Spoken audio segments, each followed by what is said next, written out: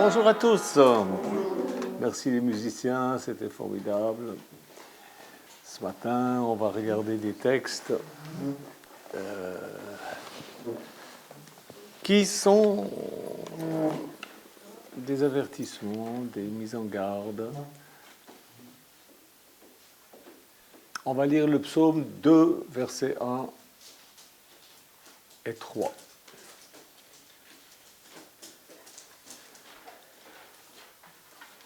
De 1 à 3. Pourquoi cette agitation parmi les nations et ces préoccupations dépourvues de sens parmi les peuples? Les rois de la terre se soulèvent et les chefs se liguent ensemble contre l'Éternel et contre celui qu'il a désigné par onction, arrachant leurs liens, jetant leurs chaînes loin de nous. Celui qui siège dans le ciel rit, le Seigneur se moque d'eux. J'aime bien ce verset. Le Seigneur se moque d'eux. Vous savez, au temps d'Élie, l'impiété était semblable à celle d'aujourd'hui, le relâchement moral, l'anarchie, avait atteint un tel degré qu'il se trouvait même un homme assez coupable et assez profane pour bâtir les fondements et pour rebâtir les fondements et les portes de Jéricho au prix de sa vie et de ses 2 fils. Pourtant, il était écrit très clairement dans Josué, le prophète, voilà ce qu'il avait dit, Josué 6, 26. Ce fut alors que Josué jura, maudit soit devant l'Éternel l'homme qui se lèvera pour reconstruire cette ville de Jéricho.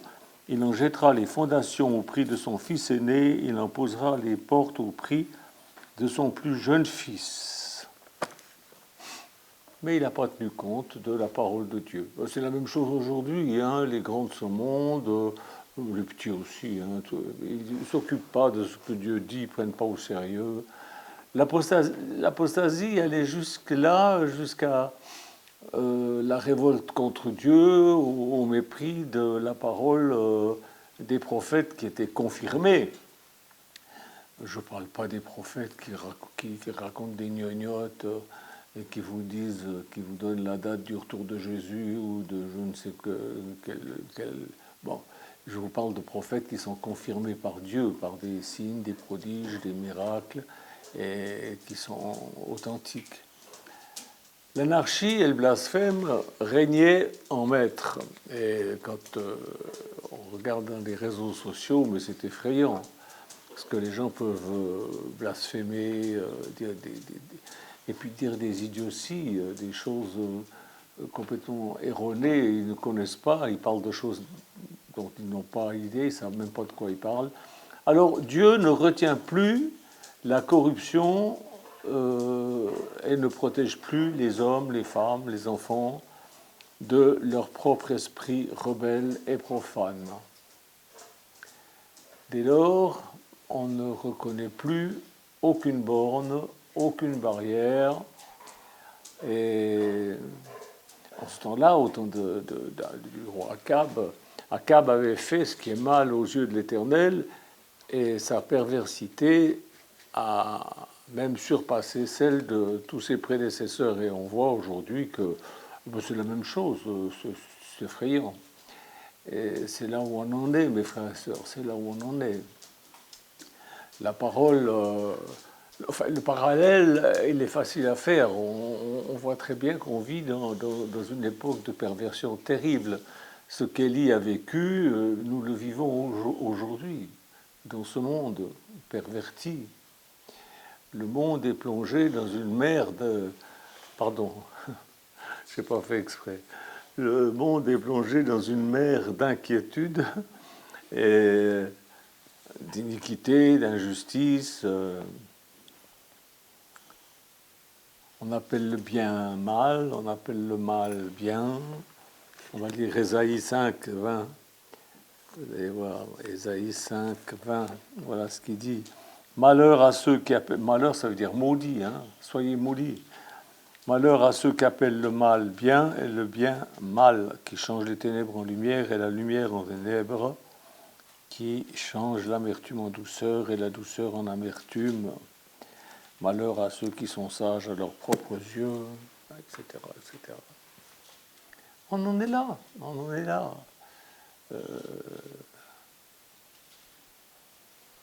C'est effarant, c'est effarant, c'est effarant. Il y a une grande instabilité dans les consciences, une instabilité presque totale, je pense, dans les consciences. On admet toujours plus le relâchement de certaines lois morales, de certaines lois civiles, et bien qu'il y ait encore des religions, ces religions donnent la liberté au mal et même l'encouragent. Je ne vais pas vous faire de dessin, mais je pense que vous m'avez compris. Et ceux qui crient au danger, ceux qui disent attention, c'est pas bien, eh bien ils sont accusés d'intolérance et d'intransigeance. Voilà. Moi, par exemple, je suis le roi de l'intolérance, hein, parce que je m'élève contre toutes ces horreurs, quoi. Élie, à son époque, a dû affronter une opposition farouche et intense. Peu de gens étaient disposés à s'engager en faveur de l'abolition du culte de Baal. Je vous parle, si c'était le peuple de Dieu, c'est le peuple d'Israël. Eh bien, il en est de même aujourd'hui. Ils ont abandonné Dieu au profit de leur tradition, au profit de leur religion. Tout ça pour tromper le peuple et le conduire en enfer. Ce sont des gens malfaisants, des gens très malfaisants qui prennent des allures de sainteté, mais qui sont pourris jusqu'à la moelle. Ils ont modifié la parole de Dieu au profit de leur tradition. On va lire Matthieu 15, 9. Matthieu 15, 9. Voilà ce qui est dit. C'est Jésus qui parle et qui dit « C'est faussement qu'il m'honore en donnant des enseignements qui sont des commandements humains, déjà au temps de Jésus. » Et puis alors maintenant, c'est encore pire. Hein. C'est encore pire. Ils ont inventé des croyances abominables et interdites par Dieu. En l'an 300, ils ont institué la prière pour les morts. C'est interdit par Dieu. Ils ont inventé le signe de croix aussi, en l'an 300. Jusqu'en l'an 300, personne ne faisait le signe de croix. En l'an 320, ils ont inventé l'emploi des cierges. C'est infernal. En 373, ils ont inventé la vénération des anges et des saints morts. Voilà. On vénère les morts maintenant. Et on a un culte des anges. Paul dit, faites attention, prenez garde que personne ne vous séduise par un culte d'anges, etc. Eux, ils sont pleins dedans. En 375, le culte des images, vous savez, les petites médailles, les statues, voilà, on se prosterne devant. Ils disent, ah mais on les adore pas. Ben, alors ne vous prosternez pas devant. Pourquoi vous en avez, vous vous prosternez devant, pourquoi? Si vous ne les adorez pas, si vous ne les priez pas, pourquoi vous faites ça? En 394, ils ont voulu la messe en latin. Comme ça, le peuple ne comprenait plus rien, c'était plus facile de les tromper encore. En 431, début du culte de Marie, appelée Mère de Dieu. Voilà. En 500, l'emploi de vêtements particuliers pour les prêtres. Hein, ils s'habillent avec les rideaux de la douche, comme je dis très souvent. Non, ce pas les rideaux de la douche, c'est les rideaux du salon, plein de broderies dorées et tout, avec les chaussures Prada. En 526, l'extrême-onction est inventée. Jusqu'alors, il n'y avait pas d'extrême-onction. En 593, l'invention de la doctrine du purgatoire, établie par Grégoire I. Il ne se faisait pas appeler pape, c'est plus tard que c'est venu le mot pape. Mais l'invention de la doctrine du purgatoire, ça date seulement de 593. Avant, il n'y avait pas de purgatoire. Ah bon? Ben non. En 607, le titre de pape est donné à Boniface III, évêque de Rome. Le mot pape signifie chef de l'Église catholique romaine, ça c'est dans le dictionnaire, hein. Évêque de Rome, souverain pontife, vicaire du Christ, évêque universel, pasteur suprême.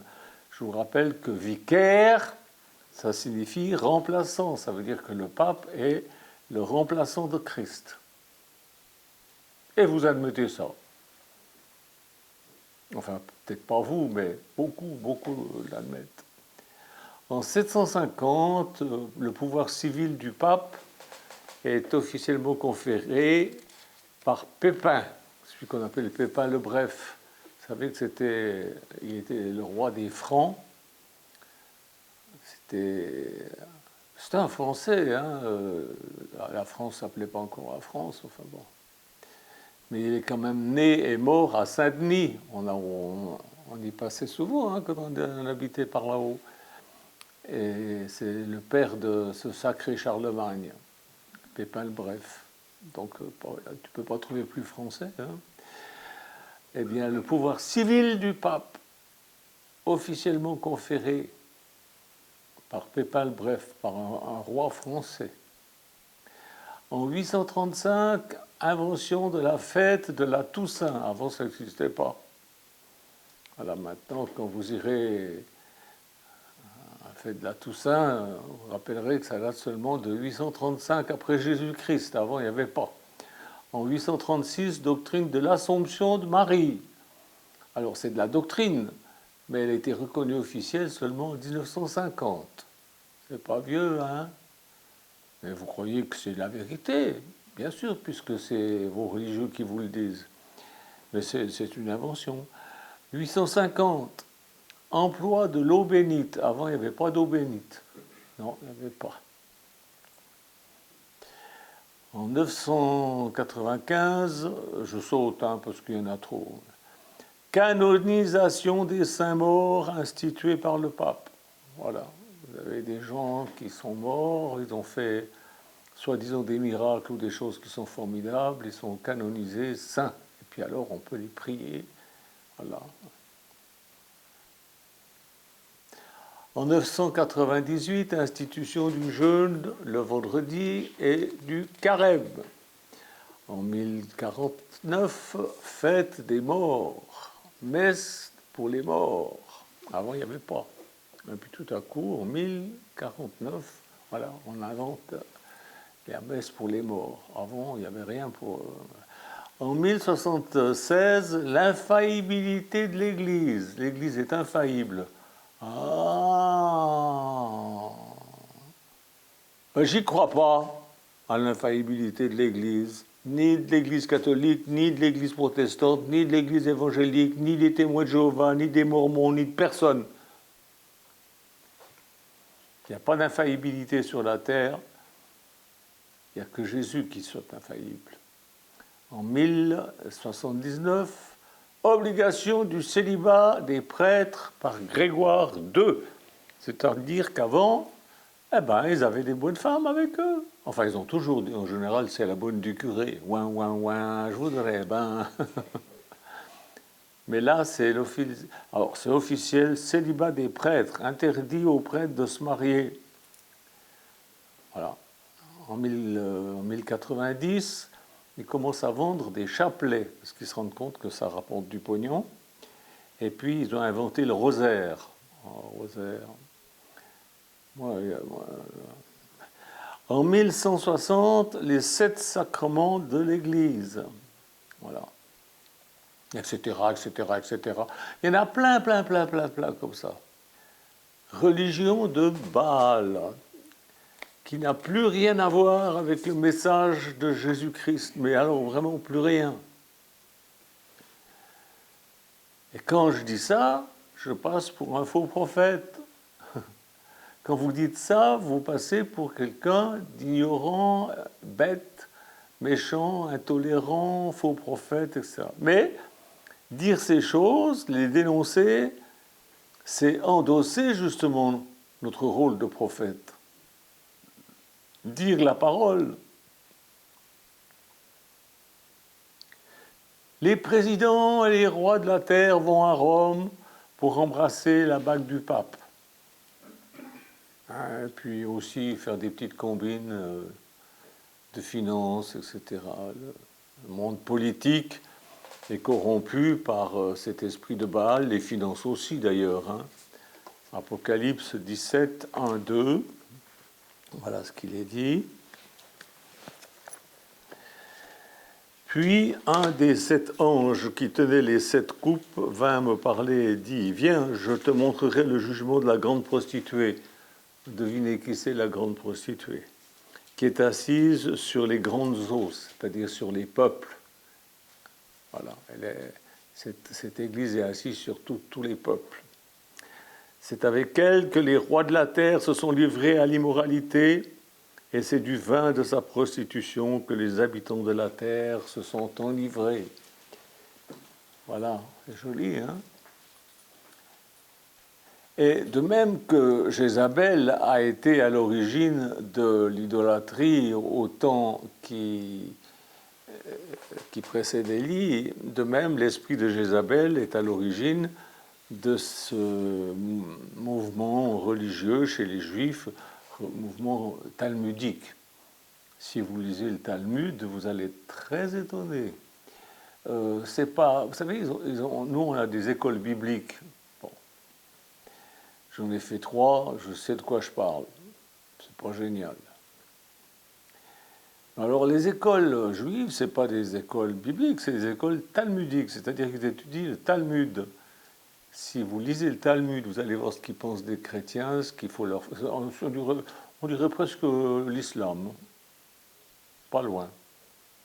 Alors les ténèbres ont envahi Israël, comme les ténèbres ont envahi les pays chrétiens, la même chose. C'est bien suivi. Par leurs enseignements, les pharisiens et les papes ont introduit le mensonge parmi le peuple, les peuples. Et le peuple a toujours été la première victime. Alors Dieu dit « C'est assez !»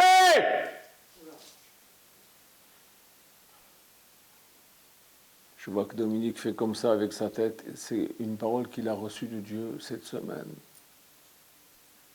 Aujourd'hui, c'est le jour de vengeance pour l'Éternel. Ésaïe 34, 8, vous irez lire. C'est le jour de la colère. Ésaïe 26, 21, vous irez lire. C'est l'accomplissement de Daniel 9, 24, 27, vous irez lire. C'est l'époque de détresse telle qu'il n'y en a jamais eu depuis que le monde existe. Daniel 12, 1, c'est seulement le début. Ce que nous voyons, ce dont nous entendons parler, ce n'est que le début de cette détresse. Jésus, les gens disent « Ah oui, il y a des tremblements de terre, mais il y en a toujours eu. » Jésus n'a jamais dit « À la fin des temps, il y aura des tremblements de terre. » Il a dit « Vous entendrez parler de guerre, de bruit de guerre, de tremblements de terre, etc. » On en entend parler par les médias aujourd'hui, ça se passe aujourd'hui. Là, s'il y en a un maintenant, dans 2 minutes, c'est sur Internet. Vous en entendez parler. Jésus a dit, il est très précis dans ce qu'il dit. C'est que le début pour le moment. Le jour de la colère de Dieu, Apocalypse 6, 16, 17. C'est l'heure du jugement est proche, Apocalypse 14, 7. En fait, il y a 3 expressions utilisées dans la Bible. 1. Le jour de Christ, qui fait allusion à l'enlèvement de son Église fidèle. Nous serons enlevés à sa rencontre dans les cieux. Un jour, on disparaîtra, on dira, tiens, la secte à Genton a disparu, ils sont peut-être suicidés. Non, simplement, on aura été enlevés. Pas que nous, hein. Tous ceux qui sont vraiment fidèles. 2. Deuxième expression, le jour de Dieu. Le jour de Dieu évoque la catastrophe qui va anéantir la création actuelle. anéantir. Cet anéantissement sera suivi par l'apparition de nouveaux cieux et d'une nouvelle terre. Tout ça, c'est écrit. Et puis l'expression jour du Seigneur désigne l'ensemble des événements qui ont déjà commencé sur cette terre et dans les cieux. Alors, si vous êtes des fidèles, exercez le ministère d'Élie. Élie doit revenir pendant la grande tribulation. Quand la véritable Église sera enlevée, Élie reviendra avec Enoch. Ce sera les deux prophètes qui vont venir et qui seront mis à mort. Et les gens seront tellement contents d'être débarrassés d'eux qu'ils feront la fête et ils s'offriront des cadeaux. Et puis le troisième jour, ils ressusciteront. Ils seront effrayés, tout le monde sera effrayé, épouvanté. Mais pour aujourd'hui, c'est l'esprit d'Élie. C'est l'esprit d'Élie. Exercez les ministères d'Élie, soyez vigilants, annoncez à tous ce qui va se produire suite à ce qui a déjà commencé. On prend l'habitude, on voit, ah ben tiens, il y a eu un tremblement de terre 8,9 sur l'échelle de Richter. Qui c'est qui a laissé traîner l'échelle de Richter encore? On plaisante là-dessus, on prend l'habitude de tout. Ça vient petit à petit. Vous savez, c'est l'histoire de la grenouille qu'on met dans de l'eau tiède, et puis on met le feu dessous, ça chauffe, et puis elle est toute contente, elle est bien au chaud, mais à un moment donné, elle est bouillie. Ben voilà où on en est en ce moment, ça commence à chauffer. Jésus dit, c'est comme comment on appelle ça, les contractions d'une femme enceinte. Ça se rapproche de plus en plus jusqu'à ce que quelque chose arrive de nouveau, mais ça fait mal. Et les nouveaux cieux, la nouvelle terre va arriver, mais c'est les contractions en ce moment, jusqu'à la destruction, et puis la reconstruction. Alors je ne suis pas là pour vous amuser, je ne suis pas là pour vous dire autre chose que la vérité biblique.